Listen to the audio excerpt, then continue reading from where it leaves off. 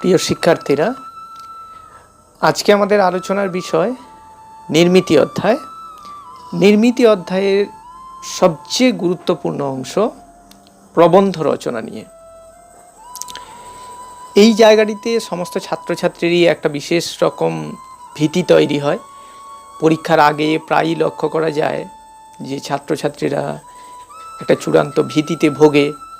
কী ধরনের প্রবন্ধ আসবে, আমাদের তৈরি প্রবন্ধগুলো লাগবে কিনা, আমরা আদৌ লিখতে পারবো কিনা, সেই জায়গাটি নিয়ে আজ আমরা ভীতি কাটানোর উপায় বলবো এবং সেই সঙ্গে আলোচনা করব যে এই প্রবন্ধে যে নির্ধারিত মান, সেই পূর্ণ মানে আদৌ পৌঁছানো কি সম্ভব না অসম্ভব, সেইটা নিয়ে আলোচনা করব।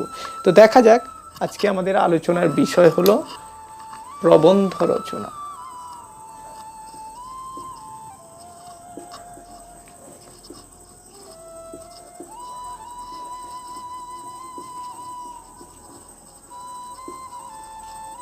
প্রবন্ধ রচনার কৌশল। আমরা প্রায়ই জেনে থাকি যে প্রবন্ধ বিষয়টির সাধারণ অর্থ প্রকৃষ্ট রূপে বন্ধন। শব্দটি এসছে প্রপূর্বক বন্ধ যুক্ত অ, অর্থাৎ যার অর্থ দাঁড়ায় প্রকৃষ্ট রূপে বন্ধন। কোনো একটি বিষয়কে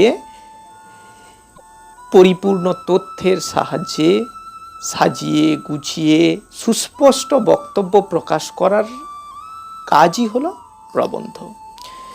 ভাব, তথ্য এবং ভাষার প্রকৃষ্ট বন্ধন তৈরি হয় বলে এর নাম হচ্ছে প্রবন্ধ। এর সঙ্গে আরেকটি শব্দ থাকে রচনা। রচনা, যেটাকে আমরা প্রকৃতি প্রত্যয় করলে পাবো রচ ধাতু অন যুক্ত আ, অর্থাৎ রচ কথার অর্থ হচ্ছে নির্মাণ করা, তৈরি করা, বিন্যাস করা বা গ্রন্থন করা। তো যেহেতু এই দুটি প্রায় সমার্থক শব্দ, তাই এই দুটি পাশাপাশি বসে আমাদের এই প্রবন্ধ রচনা বিষয়টি তৈরি করেছে। ইংরেজি এসে শব্দ থেকে প্রবন্ধ কথাটিকে নেওয়া হলেও বাংলায় কিন্তু এর গুরুত্ব এসের থেকে অনেক বেশি। তো শিক্ষার্থীদের এই প্রবন্ধ যখন লিখতে দেওয়া হয়, সেই প্রবন্ধ আমরা কিভাবে সুন্দর করে লিখব সেই প্রসঙ্গে আলোচনা করব। প্রথমেই জেনে রাখি, মাধ্যমিকের বাংলা প্রশ্নপত্রের 11 দাগ নম্বর 11, সেখানেই থাকে এই প্রবন্ধ রচনা। প্রবন্ধ রচনা এখানে উল্লেখ্য যে 4টি প্রবন্ধ দেওয়া থাকে, 4টি প্রবন্ধ দেওয়া থাকে, কিন্তু লিখতে হয় একটি। পূর্ণ মান যেটা দেওয়া থাকে সেটা হচ্ছে 10 এবং এর জন্য বরাদ্দ হচ্ছে 400 শব্দ। 400 শব্দের মধ্যে আমাকে এটি লিখে ফেলতে হয়। এর কোনো দ্বিতীয় অপশান নেই, অর্থাৎ এখানে যে 1, 2, 3, 4 যে 4টি দাগ থাকবে তার মধ্যে যে কোনো একটি বিষয়কে আমাকে নির্বাচন করে নিতেই হবে। এখন দেখা যাক যে কোনো প্রবন্ধ লিখতে গেলে আমরা কোন নিয়ম অনুসরণ করলে তাহলে এই পূর্ণ মানে পৌঁছতে পারবো। অন্ততপক্ষে পূর্ণ মানের কাছাকাছি, অর্থাৎ 9 কিংবা 9.5 পর্যন্ত পৌঁছাতে পারবো। প্রশ্ন উঠবে, কেন তাহলে 10-এ কি 10 দেওয়া হয় না? কিছু কিছু ক্ষেত্রে উত্তরটা হ্যাঁ। আসলে যেহেতু এটা হচ্ছে নির্মিতি অধ্যায়, নির্মিতি অধ্যায়ের অংশ, নির্মিতি অধ্যায় মানেই হচ্ছে নির্মাণ করা। তুমি যেভাবেই যত ভালো করেই নির্মাণ করো না কেন, একটা রচনা কিন্তু বা একটা নির্মাণ ক্ষেত্র কিন্তু আরও ভালো হতে পারে। আমরা তাজমহল দেখে যদি সুন্দর বলি, তো তাজমহলের থেকেও তো সুন্দর স্থাপত্য হতে পারে নাকি? অবশ্যই হতে পারে। হয়তো সেটা আমরা এখনও কল্পনা করতে পারিনি, কি অতীতে যারা করেছিলেন তারাও জানতেন যে তাদের কিছু ত্রুটি হয়তো এর মধ্যে রয়ে গেছে, পরবর্তীকালে আরও ভালো করে তারা করতে পারতেন। সেই জন্য আমরা এই অংশে পরীক্ষকরা কিছু নাম্বার কেটে থাকি, কিন্তু রচনা ঠিকঠাক হলে আমরা অনেক ক্ষেত্রেই 10-এ 10, 9, 9.5 পর্যন্ত দেওয়া হয়ে থাকে। এখন কথা, এই রচনার শ্রেষ্ঠত্ব প্রতিপাদন করতে আমাদের কোন কোন বিষয়গুলোর দিকে নজর রাখতে হবে, আজকে আমাদের সেই আলোচনা নিয়ে আমরা হাজির হয়েছি এই আমাদের অনলাইন ক্লাসে। প্রথমেই জানতে হবে যে প্রথম পয়েন্ট যেটা আমরা রচনার কৌশলে যেটা আমরা প্রথম পয়েন্ট ধরব, সেটা এই রকম যে যে বিষয়টি নিয়ে প্রবন্ধ লিখতে হবে সেটিকে ভালোভাবে জানতে, বুঝতে এবং ভাবতে হবে। তাহলে বিষয়ের ধারণা প্রথম হচ্ছে, বিষয়ের পরিপূর্ণ ধারণা থাকতে হবে। পরিপূর্ণ ধারণা কথাটা একটু আলোচনা করে বলে নাও যে বিষয়ের পরিপূর্ণ ধারণা কি। ধরো তোমার রচনা এসছে পরিবেশ দূষণ, তাহলে আমার পরিপূর্ণ ধারণা কি থাকবে যে পরিবেশটা কি, পরিবেশ এর দূষণটা কি, পরিবেশ দূষণ কোন কোন জিনিসগুলো সৃষ্টি করে, পরিবেশ দূষণ থেকে কিভাবে মুক্তি পেতে পারি, পরিবেশ দূষণ মানব সভ্যতার ওপর কীরকম প্রভাব ফেলে, পরিবেশ দূষণ দূষণ প্রসঙ্গে ছাত্রছাত্রীদের করণীয় কী আছে, ইত্যাদি বিষয়গুলো আমাকে একত্রিত করে নিতে হবে।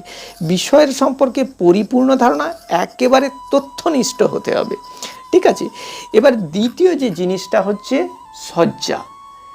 এই সজ্জারীতিটি অত্যন্ত গুরুত্বপূর্ণ। সজ্জারীতি, এই সজ্জারীতিতে প্রথমে অবশ্যই একটি ভূমিকা থাকবে, আমরা এটা সবাই জানি। তারপরে বিষয় নিয়ে আলোচনা হবে, মূল বিষয়, এবং অবশেষে থাকবে উপসংহার। কিন্তু ভালো রচনার ক্ষেত্রে আমরা এই 3টে জিনিস ছাড়াও আরও কিছু জিনিস যোগ করব। এইগুলো নিয়ে আলোচনার জন্য আমাদের এই ভিডিও। প্রথম আমরা একটি উদ্ধৃতি, বিষয়টি সম্পর্কে কোনো লেখকের কোনো একটা উদ্ধৃতি দেব, তাহলে বিষয়টি আরও প্রাঞ্জল হয়ে উঠবে, আরও আকর্ষণীয় হয়ে উঠবে।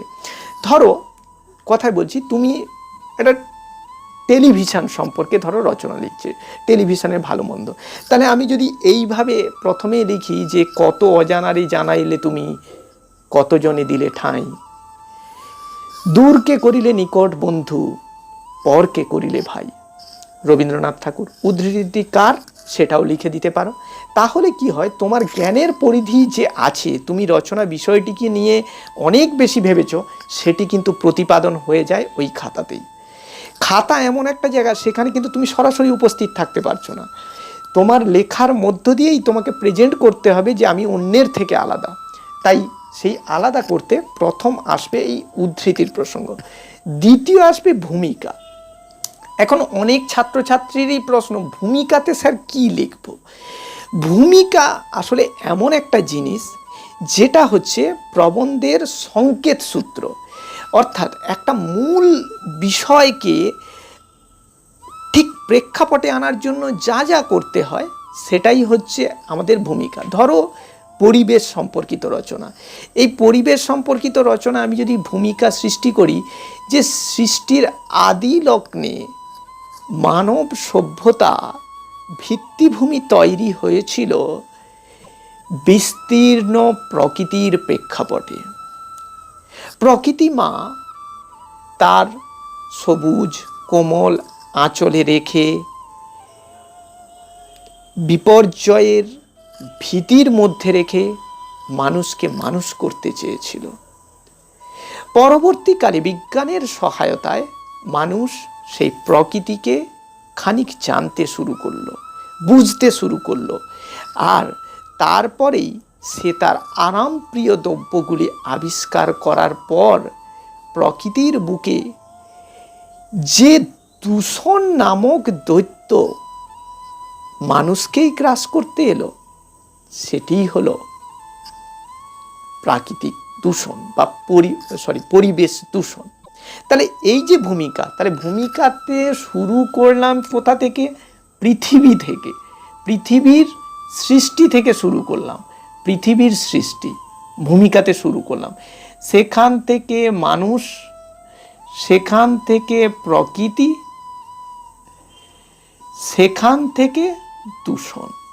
তাহলে এই যে জিনিসটাতে উপনীত হওয়া, পৃথিবী, মানুষ, প্রকৃতি, দূষণ, ভালো করে খেয়াল করে যে কোনো বিষয়, তো সেভাবে আমি ভূমিকা আসতে পারি, আবার অন্যভাবেও ভূমিকা আসতে পারি। ধরো কোনো মহামানব সম্পর্কে পড়েছে, রবীন্দ্রনাথ ঠাকুর সম্পর্কে, তুমি এখানে একটা ভূমিকা দিতে পারো যে রবীন্দ্রনাথ ঠাকুর সম্পর্কে, যে পদ্মার বোটে ভাসতে ভাসতে একজন মানুষ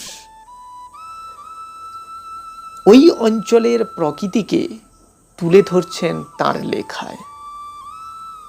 সৃষ্টি হচ্ছে ছোট গল্পের প্রেক্ষাপট, সৃষ্টি হচ্ছে অমর সাহিত্য, বিশ্বের শ্রেষ্ঠতম সাহিত্য। আর যার হাত ধরে সৃষ্টি, তিনি হলেন বাংলা সাহিত্যের সর্বশ্রেষ্ঠ পুরুষ রবীন্দ্রনাথ। এটাও একটা ভূমিকা। অর্থাৎ রবীন্দ্রনাথকে তাকে চিনিয়ে দেওয়ার ব্যাপারটাই এখানে উঠে এলো ভূমিকাতে। এরকমভাবে আমাকে ভূমিকাটা অত্যন্ত আকর্ষণীয় করতে হবে। খাতার পাতায় মনে রাখবে, প্রথমেই কিন্তু পরীক্ষক ভূমিকা অংশটার দিকেই নজর দেয়। এই ভূমিকা দেখেই বুঝতে পারা যায় যে ছাত্র বা ছাত্রীটির রচনাটা কি হতে চলেছে। অর্থাৎ বারন্ত মূলাপত্রে চেনা যে একটা কথা আছে না, সেখান থেকে আমরা বুঝতে পেরে যাই যে এর পরবর্তীতে এই বিষয়টি নিয়ে কী লিখতে চলেছে। এবারে বিষয় যখন আসবে, তোমাকে আগে থেকে মানসিকভাবে প্রস্তুত হয়ে যেতে হবে যে বিষয়টাকে আমি কিভাবে সামনে আনবো, যেভাবে পরম্পরা অনুসারে সামনে আনলে একদম প্রাঞ্জল, একদম যথাযথভাবে উঠে আসবে, সেরকমভাবে আমাকে উঠিয়ে আনতে হবে। ধরো আমি বললাম যে প্রাত্যহিক জীবনে বিদ্যুৎ একটা রচনা পড়েছে, তাহলে আমি এই ভূমিকা লেখার পরে, মানে বিদ্যুতের আজকের সমাজে ভূমিকাটা কি, বিদ্যুৎটা কে, তার একটা পরিচয় দেওয়ার পরে বিদ্যুতের আবিষ্কার, বিদ্যুতের ওপর বর্তমান সভ্যতার নির্ভরতা, বর্তমান জীবনে বিদ্যুৎ কিভাবে সাহায্য করছে, বিদ্যুৎ বিহীনতায় পৃথিবীর অবস্থা কি হতে পারে, বিদ্যুতের ভালো মন্দের দিকগুলি কি কি, এবং অবশ্যই প্রাত্যহিক জীবন ছাড়াও দেশ এবং জাতির অগ্রগতিতে বিদ্যুতের কি ভূমিকা রয়েছে, সেই সঙ্গে ছাত্রছাত্রী, এই পয়েন্টটা সবাইকেই প্রায় দিতে বলা হয় যে যেহেতু আমরা পরীক্ষার্থী হিসেবে এই রচনাটা লিখছি, তাহলে ছাত্রছাত্রীদের ভূমিকাটা, এই প্রাত্যহিক জীবনে বিদ্যুৎ ব্যবহারে ছাত্রছাত্রীদের ভূমিকাটা কি হবে, সেটা লেখার পর অবশ্যই উপসংহারে আসতে হবে। এবার আমরা আসি উপসংহার পর্ব। উপসংহার পর্বটা কি?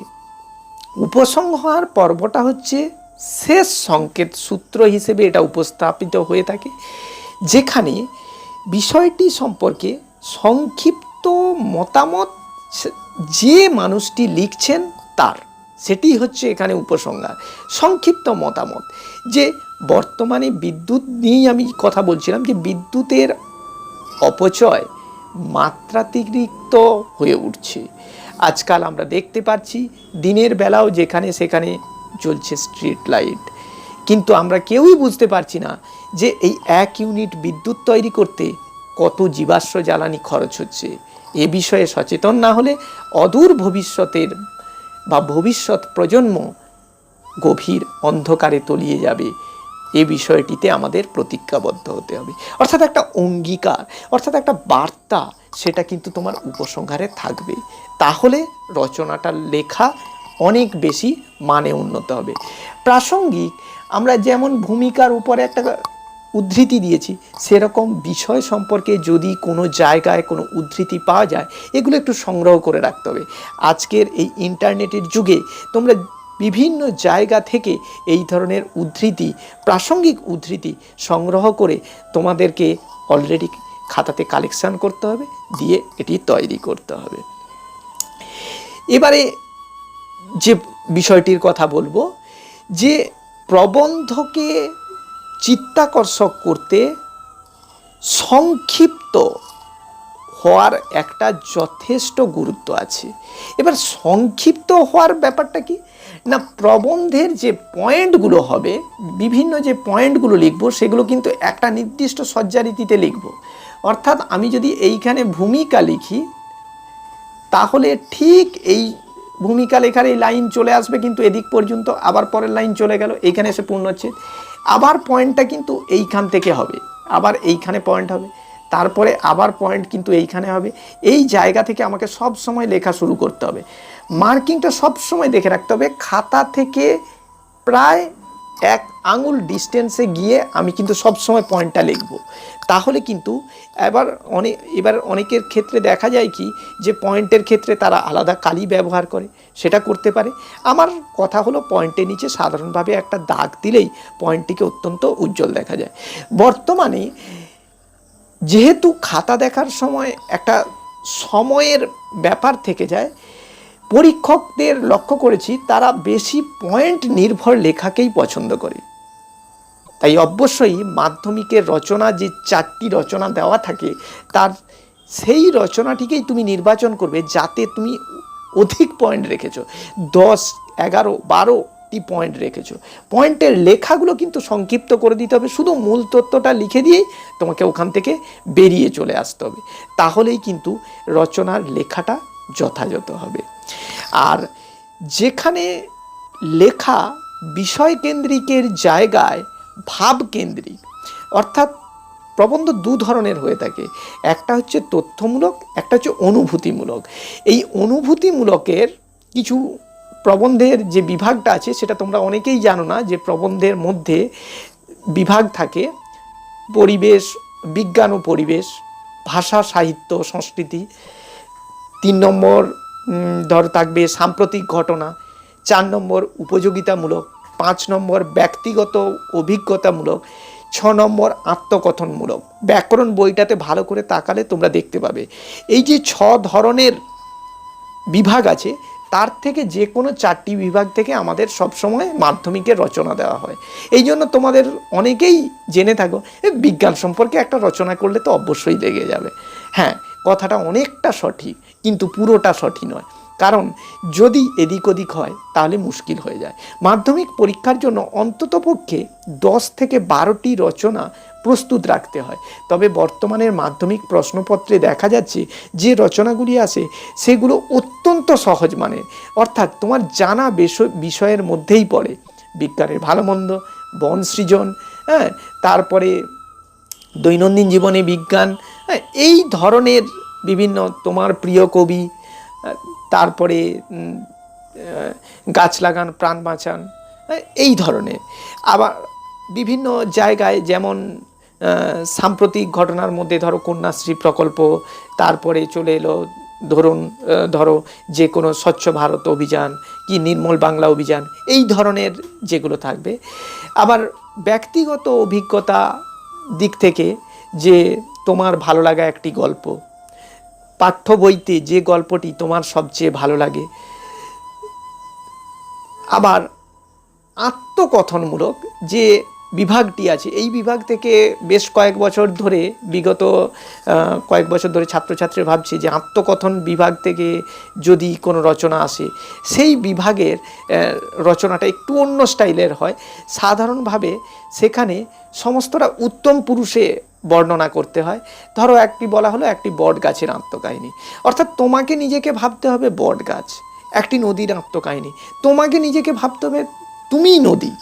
সেই উত্তম পুরুষে তার বর্ণনা হবে।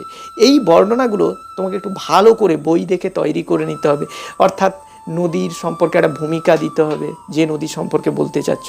তারপরে সেই নদী উৎস কিভাবে হলো, তারপরে সেই নদী কিভাবে যৌবনকাল পেল, তারপরে নদীর পরবর্তী পর্যায় কিভাবে এগিয়ে গেল, নদী কাকে কাকে সাহায্য করলো, কিন্তু সবটাই বর্ণনা হবে উত্তম পুরুষে, অর্থাৎ আমি দিয়ে কিন্তু সেই বর্ণনা চলতে থাকবে। প্রবন্ধের ক্ষেত্রে আরও একটি গুরুত্বপূর্ণ দিক হচ্ছে এখানে কেবলমাত্র চলিত ভাষাই ব্যবহার করবে, সাধু ভাষা ব্যবহার করবে না। আর পুনরুক্তি, অর্থাৎ একই পয়েন্টকে বারবার লেখার চেষ্টা, কিছু মনে নেই ওই জায়গাটাকেই আবার একবার টুকে দিচ্ছি, এই ধরনের প্রবণতা যেন না আসে। তাহলে কি হয়, প্রবন্ধটির মাধুর্য, তুমি যে ছোট্ট অংশটি লিখলে সে মাধুর্যও নষ্ট হয়ে যেতে পারে, সেটার দিকে নজর রাখতে হবে। আর ছেদ জ্যোতি চিহ্নগুলো ঠিকঠাক করে দিতে হবে। মনে রাখতে হবে এটা নির্মিতি অধ্যায়। নির্মিতি মানে তুমি ব্যাকরণ অংশে যেগুলো পড়েছ সেইগুলোর যথার্থ প্রয়োগ ঘটানো, নির্মাণ করা, সেই জায়গাটি যেন ব্যাকরণগত দিক থেকে কোনোভাবে ত্রুটি না হয়ে যায়, সেই দিকটার প্রতি নজর রাখতে হবে। আর অবশ্যই যে সমস্ত বিশিষ্ট ব্যক্তি বা পণ্ডিতদের উদ্ধৃতি রচনাকে সুন্দর এবং যুক্তিগ্রাহ্য করার জন্য ব্যবহার করবে, সেই উদ্ধৃতি যেন অবিকল হয়, সেই উদ্ধৃতির মধ্যে আবার তোমার পছন্দ মতো শব্দ যেন প্রবেশ না করে, সেটাই দেখতে হবে। মাধ্যমিক পরীক্ষায় 400 শব্দের একটা লিমিটেশন রয়েছে, যদিও এই শব্দ কেউ গোনে না, তবু আমাদের বিভিন্ন হাতের লেখা অনুযায়ী সেটা 2 পাতা হতে পারে কিংবা তার থেকে কমও হতে পারে, সেটা হাতের লেখা অনুসারে হয়ে যায়। তোমরা একটা লিখে শব্দ কাউন্ট করলেই বুঝতে পেরে যাবে প্রথম লাইনটা আর কতগুলো লাইন হচ্ছে, প্রথম লাইনে কতগুলো শব্দ আছে, কতগুলো লাইন হচ্ছে, এটা গুণ করে তোমরা বুঝতে পেরে যাবে যে এটা কোন কোন দিকে যাচ্ছে। তো এইভাবে আমরা যদি ভালো করে স্পষ্ট হাতের লেখায় পরিষ্কার পরিচ্ছন্ন দিয়ে নজর কাড়া করে অবশ্যই রচনা লিখে আসতে পারি, বেশ কিছু উদ্ধৃতি সেখানে ব্যবহার করতে পারি, পয়েন্টের সংখ্যা বাড়াই, তাহলে আমাদের রচনা অবশ্যই হতে বাধ্য। তাহলে বিষয়ের পরিপূর্ণ ধারণা, সজ্জারীতি, আর অবশ্যই যেগুলো বললাম পয়েন্টসের ব্যবহার, 3 নম্বর আমি অবশ্যই লিখে দেব। পয়েন্টস যতগুলো সম্ভব পয়েন্টস দিয়ে তুমি যদি ওটাকে সাজাতে পারো বিষয়টাকে, সেটাতে ভালো হবে। আর তোমাকে প্রাসঙ্গিক যে কথাটি আসবে, স্পষ্ট এবং সুন্দর হাতের লেখা, স্পষ্ট ও সুন্দর হাতের লেখা, এই বিষয়গুলি থাকলেই তোমাকে কিন্তু রচনার একটা গুরুত্বপূর্ণ জায়গায় যেতে পারবে। আরেক 2টি কথা বলে আমার এই ভিডিও শেষ করব। রচনা মাধ্যমিক পরীক্ষায় থাকে 11 দাগ, যেটি হচ্ছে শেষ দাগ। মনে রাখবে, শেষ দাগ। অনেকেই তোমরা এই দাগগুলি সম্পর্কে পরিচিত নয়, এই প্রসঙ্গে মনে রাখতে হবে যে দাগ নিয়ে আমি পরে একটা ভিডিও বানিয়ে দেবো, যাতে তোমরা বুঝতে পেরে যাবে যে কোন দাগে কি থাকে। অর্থাৎ প্রশ্নপত্রের পরিপূর্ণ ধারণা না থাকলে তুমি বুঝতেই পারবে না কোথায় কখন কত টাইম ব্যবহার করতে হবে। এখানে রচনার জন্য 10 মার্ক রয়েছে, অর্থাৎ আমরা নিয়ম মাফিক 20 থেকে 25 মিনিট রচনার জন্য দিতে পারি, তার বেশি কিন্তু কোনো মতে দিতে পারবো না। যে সময়টা বাঁচিয়ে আনবো সেই জায়গাটা আমরা দিতে পারি। তাহলে পরীক্ষা শুরু হচ্ছে আমার যে বেলা 12টা থেকে পরীক্ষা শুরু হচ্ছে, তাহলে 12টা, 1টা, 2টো, 3টের সময় পরীক্ষা শেষ হয়। আমাকে মনে রাখতে হবে যে কোনো রচনাকে আমি যদি পরিপূর্ণভাবে লিখতে চাই, অবশ্যই 2:25 মিনিট থেকে আমার রচনা লেখার দিকে চলে যেতে হবে। এখন প্রশ্ন, স্যার আপনি তো বললেন 20 থেকে 25 মিনিট লাগবে, তাহলে আমি কেন এখানে 35 মিনিট সময় দিচ্ছি? এই পরীক্ষার শেষ পর্বটায় ভীষণ রকম চাপ আসে, কেউ চিন্তা করতে পারবে না জীবনের প্রথম বড় পরীক্ষায় বসছে, সঙ্গে একটা বড় রকমের চাপ নিয়ে তারা পরীক্ষা দিচ্ছে, কোনো জিনিস ভালো লিখতে গিয়ে অনেক সময় কিন্তু হারিয়ে ফেলছে। অর্থাৎ শেষ মুহূর্তে তোমাকে ঘড়ি ধরে বসতে হবে, 2:25 মিনিট হলেই কিন্তু তোমাকে রচনার দিকে নজর করতে হবে। অর্থাৎ এই শেষ পর্বে অনেকগুলি ব্যাপার থাকে। শেষ পর্বে থাকে লুজ পৃষ্ঠা নেওয়ার একটা ব্যাপার থাকে, এটা নিয়ে একটা সমস্যা থাকে।